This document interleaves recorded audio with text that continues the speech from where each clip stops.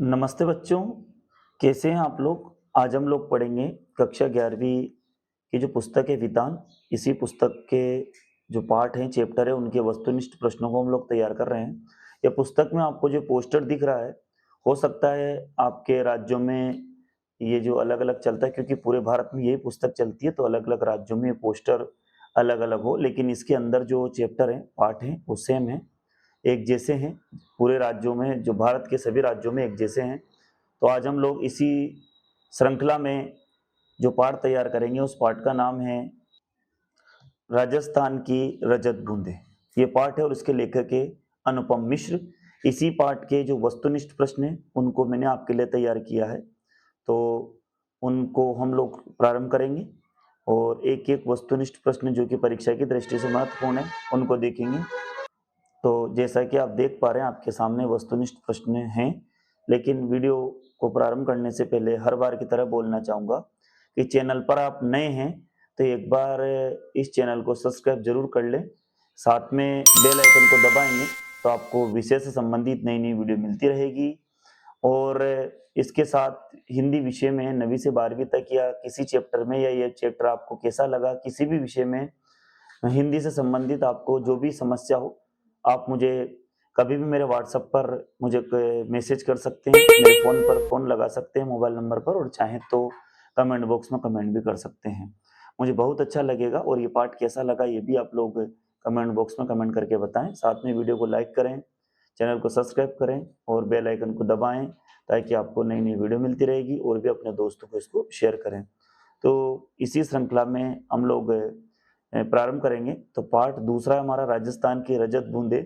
तो ये जो पाठ है राजस्थान की रजत बूंदें, इस पाठ के लेखक कौन है? अनुपम मिश्र। कौन है दोस्तों?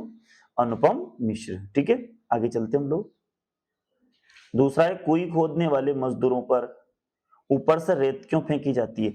ये पाठ जो है रेगिस्तान के से संबंधित है और वहां पर जो पानी की व्यवस्था है, किस तरह से वहां के लोग पानी को स्टोर करते हैं जब बरसात होती है और पूरे साल उसी का उपयोग करते हैं, और उनके लिए वो क्या तरकीब लगाते हैं, क्या उपाय करते हैं और इसमें वो लोग कितना सफल होते हैं, ये पाठ इसी से संबंधित है। और वो एक कुई खोदते हैं, जब कुई खोदते हैं तो कुई खोदने वाले जो मजदूर हैं उनके ऊपर से रेत फेंकी जाती है। जब वो कुई खोद रहे होते हैं तो कुई के अंदर होते हैं खोदते-खोदते, लेकिन उस समय उनके ऊपर रेत फेंकी जाती है। तो क्यों फेंकी जाती है?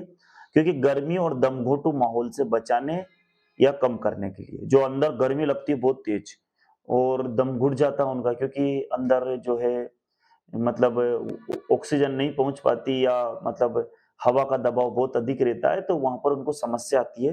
तो ऊपर से रेत फेंकते हैं, रेत फेंकने से क्या होता है वहाँ पर गर्मी कम हो जाती है, साथ में दमघोंटू माहौल जो है उससे भी वो बच जाते हैं। ठीक है?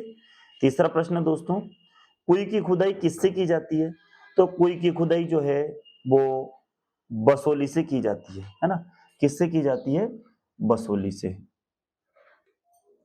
तो बसोली का मतलब होता है छोटी डंडी का जो छोटे पावड़े जैसा औजार होता है, जिसको हमारे गाँव में कुदाली भी बोलते हैं। तो ये जो कुदाल है, इसी को कुछ स्थानों तो आपको पता चला होगा कि कई जगह इसको कुदाली भी बोलते हैं और कई जगह इसको बसोली बोलते हैं। ठीक है दोस्तों? आगे चलते हैं हम लोग। कुएँ की खुदाई कर रहे चेलवांजी, जिसे मजदूर भी कहते हैं, उसको मजदूर का एक नाम होता है चेलवांजी। तो के सिर की रक्षा के लिए क्या पहना जाता है? जब कुएँ की खुदाई कर रहा होता है व्यक्ति तो वो अंदर जाता है, तो हो सकता है ऊपर से कुछ उसके सर पे पत्थर गिर जाए या उसकी आँखों में रेत गिर जाए, उसको नुकसान हो जाए। तो इसलिए वो अपनी सुरक्षा के लिए सिर में क्या पहनते हैं? तो काँसे, पीतल या अन्य किसी भी धातु से बना हुआ टोप पहनते हैं। वो तो कांसे की, पीतल का, या फिर एक जैसे हम लोग हमारे घर में पीतल का भगोना होता है ना, ऐसे वो भगोने को उल्टा करके अपने सर पर पहन लेते, कांसे का बर्तन या किसी धातु का।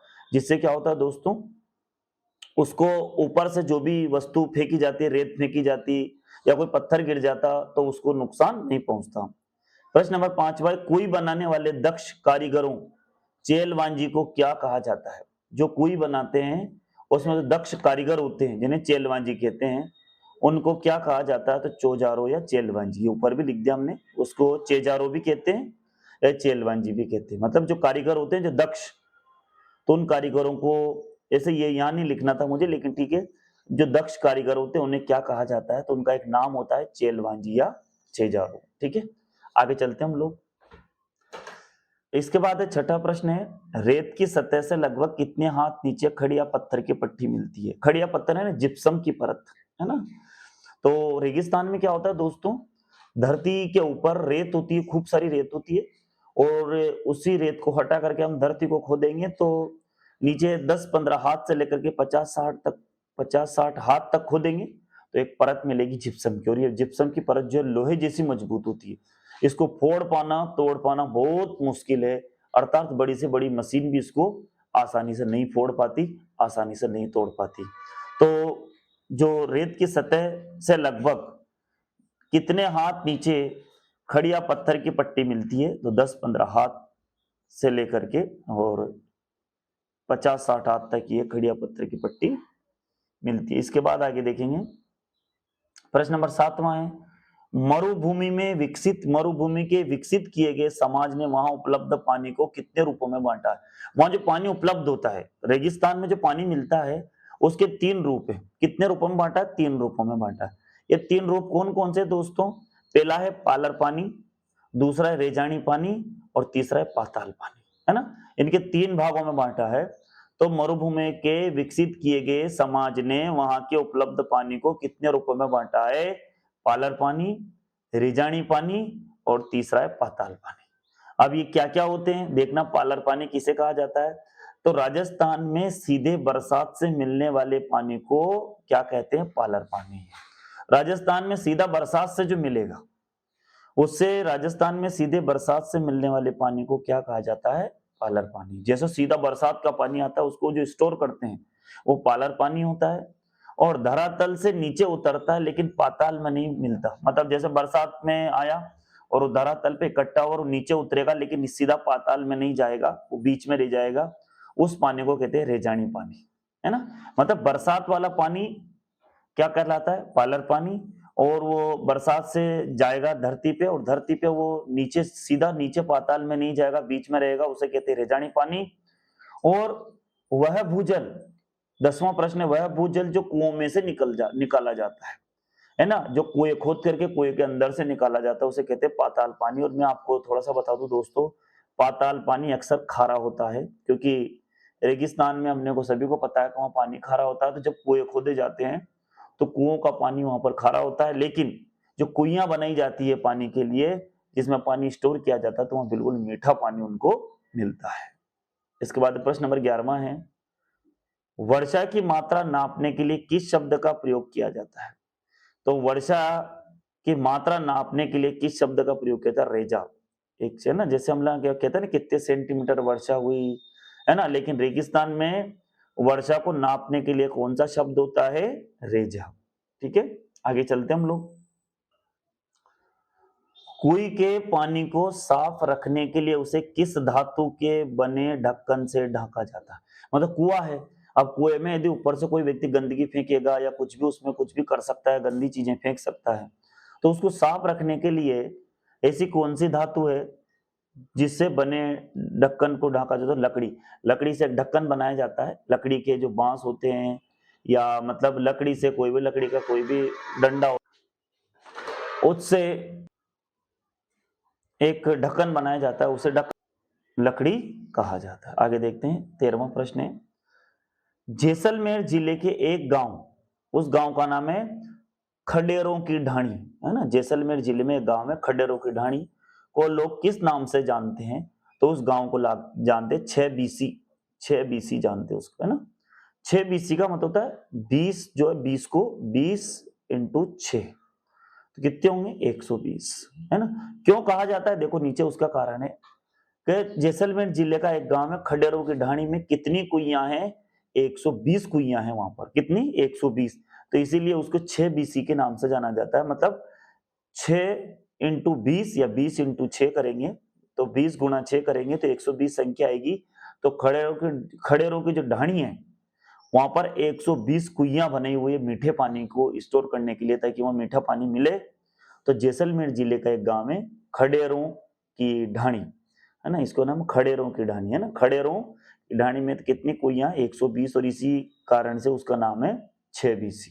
ठीक है, ये बहुत ही महत्वपूर्ण प्रश्न है और कई बार परीक्षा में ये पूछा गया है। आगे देखते हैं, प्रश्न नंबर 15वां है, कुई का निर्माण कहाँ किया जाता है? अब दोस्तों देखो, कुई का निर्माण कहाँ होता है?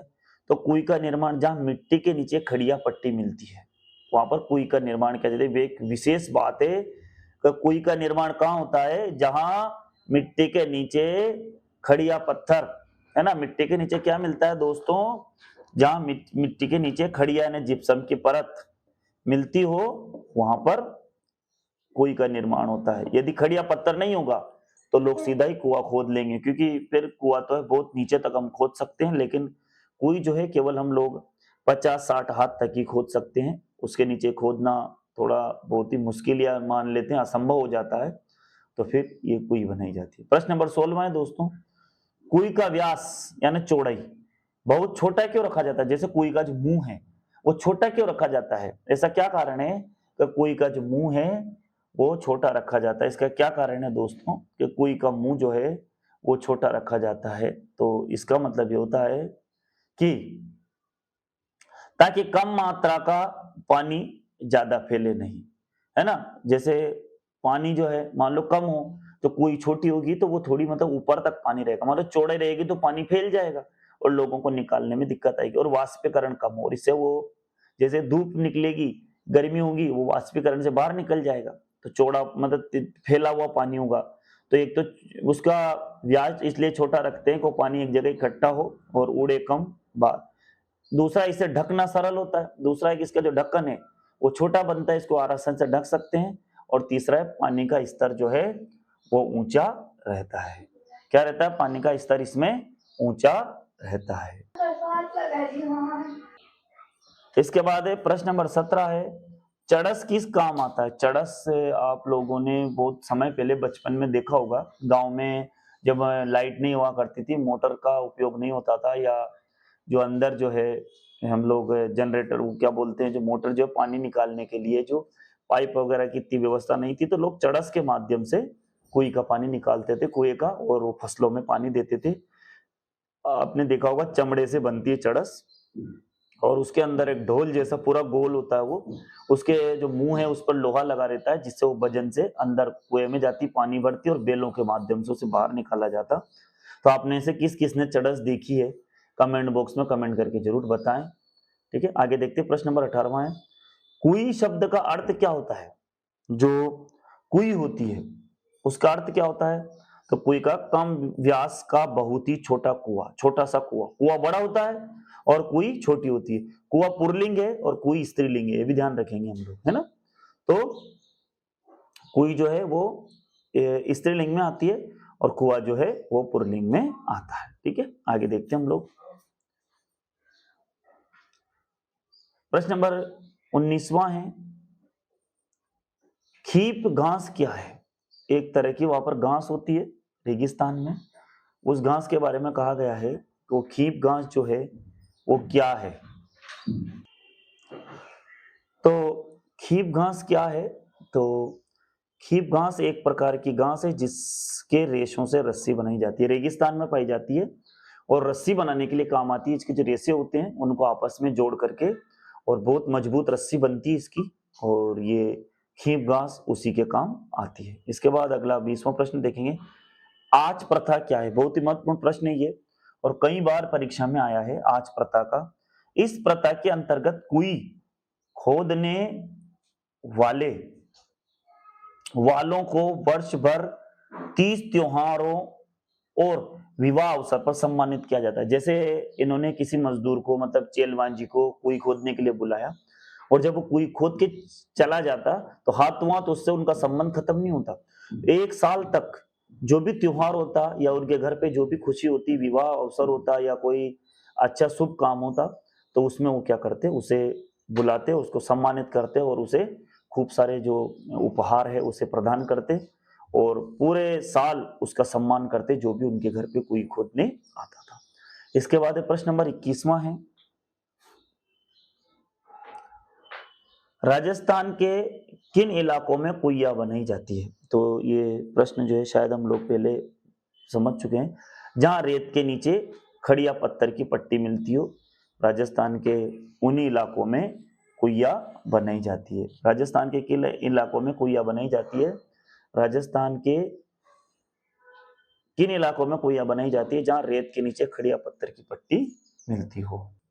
तो राजस्थान के ऐसे बहुत सारे इलाके हैं और विशेषकर वो इलाके जहां पर नीचे जिप्सम की परत हो, खड़िया मिट्टी हो, वहां पर ये कुई का निर्माण होता है। तो दोस्तों, इसी के साथ हमने ये हमारे जो प्रश्न महत्वपूर्ण आपके सामने रखे, और साथ में ये एक पुस्तक है मेरी, आप में से किसी को चाहिए, ये भी हिंदी व्याकरण और काव्य शास्त्र की पुस्तक है। तो आप चाहें तो इसको ऑनलाइन अमेजोन से भी मंगा सकते हैं, और चाहें तो आप मुझसे संपर्क करेंगे तो मैं भी आपको ये प्रदान कर सकता हूँ।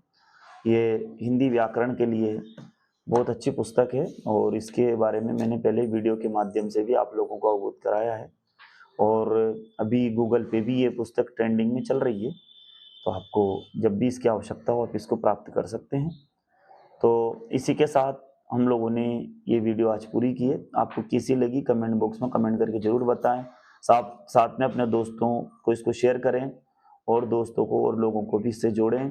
तो दोस्तों, ये वीडियो देखने के लिए आपका बहुत बहुत धन्यवाद। लगातार चैनल पर बने रहें, और चाहें तो आप लोग एक बार इसका स्क्रीनशॉट भी ले सकते हैं, और चाहें तो इस वीडियो को पूरा सुनेंगे तो हो सकता है कि आपको अच्छी समझ में आ जाए ये वीडियो, है ना। तो सुने, समझे, और कहीं भी कोई भी ऐसी व्यवस्था होती है तो आप मुझे कमेंट।